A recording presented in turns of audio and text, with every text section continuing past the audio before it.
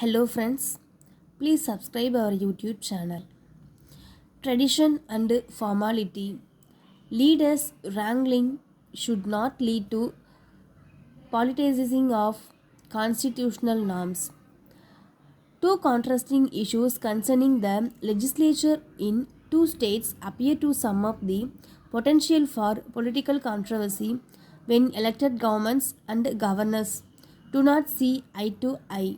In the West Bengal Assembly, Chief Minister Mamata Banerjee and legislature of her party had to virtually plead with Governor Jagdeep Dhankar to start reading his customary address amidst a prolonged uproar by the opposition BJP MLAs. Mr. Dhankar appeared ready to give in to the protesters, but was ultimately pressured into reading the first and last lines. In Telangana, on the other hand, the K. Chandrasekhar Rao government seems to have decided not to have Governor Tamilisai Soundararajan address the legislature before it presented this year's budget. Instead, it is treating the current meeting of the legislature as a continuation of the last session.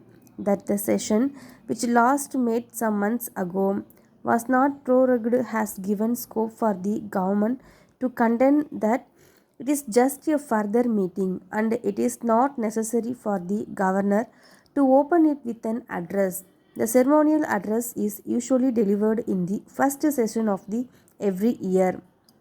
Dr. Soundarajan has issued a rare statement to argue that government's position was technical and it would not be proper to commence the budget session without her address.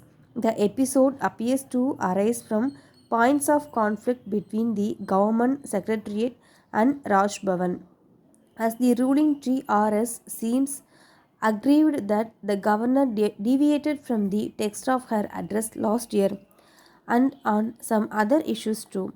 The governor's address is a constitutional formality, albeit a significant one, as it is essentially a statement of policy of the regime of the day.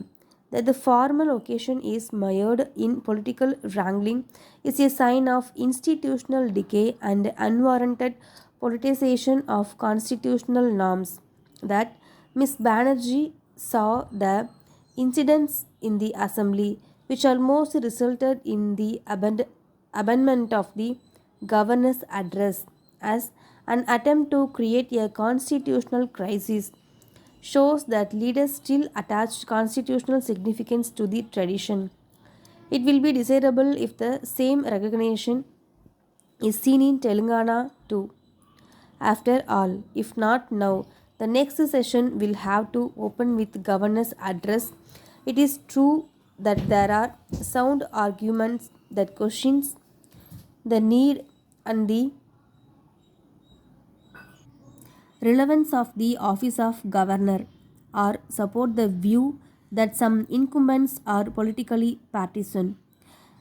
There may even be a case for doing away with the formality or even arguing that the policy statement is better read out by the elected chief minister. However, as long as the current system is in vogue, there is a case for abiding by the norms.